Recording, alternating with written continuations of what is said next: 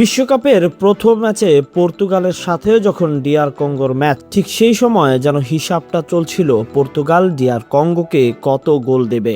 যেখানে মেসি এমবাপ্পেরা গোলের বন্যায় ভাসছিল, ঠিক সে সময় একজন নিজের নামের পাশে একটি গোলও লিখতে পারেনি। হ্যাঁ, বলছিলাম পর্তুগালের সুপারস্টার। পর্তুগালকে যেন একভাবে রুখিয়ে দিয়েই ডিআর কঙ্গো ইতিহাস গড়েছে। লোডশেডিং হলেও আর চিন্তা নেই, সিনট্যাক্স রিচার্জেবল ফ্যান দিচ্ছে টানা 7 ঘন্টা ব্যাকআপ।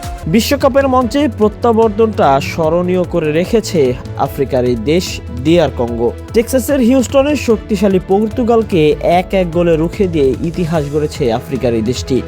52 বছর পর বিশ্বকাপে ফিরে নিজেদের প্রথম ম্যাচে ইউরোপিয়ান পরাশক্তির বিপক্ষে মূল্যবান 1 পয়েন্ট তুলে নিয়েছে তারা। ম্যাচের শুরু থেকেই বলের দখল ও আক্রমণে আধিপত্য দেখিয়েছে পর্তুগাল, ফলও যেন পেয়ে যায় দ্রুত।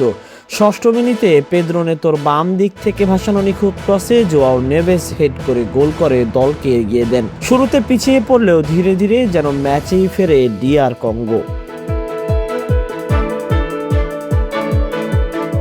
তবে এ যেন চিরচেরা পর্তুগাল নয়, এবারের বিশ্বকাপের অন্যতম দাবিদারি দলটি। তবুও যেন নিজেদের মানিয়েই নিতে পারছিলেন না ডিআর কঙ্গোর সাথে। যখনই অ্যাটাক তখনই যেন সব হতাশ। গোল অন টার্গেটে যেন একেবারেই দেখা যায়নি নিখুঁত কোনো শট।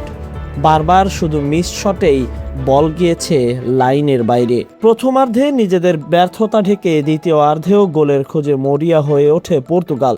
ম্যাচের 55 মিনিটে দুর্দান্ত এক গোল করেছিলেন জোয়াও ক্যানসেলো, তবে সঙ্গে সঙ্গেই সহকারী রেফারির পতাকা উঠে যায়। অফসাইডের কারণে গোলটিও বাতিল হয়ে যায়।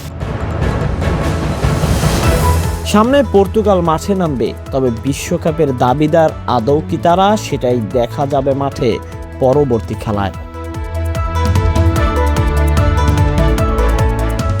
Tahsin Ahmed, BD archive.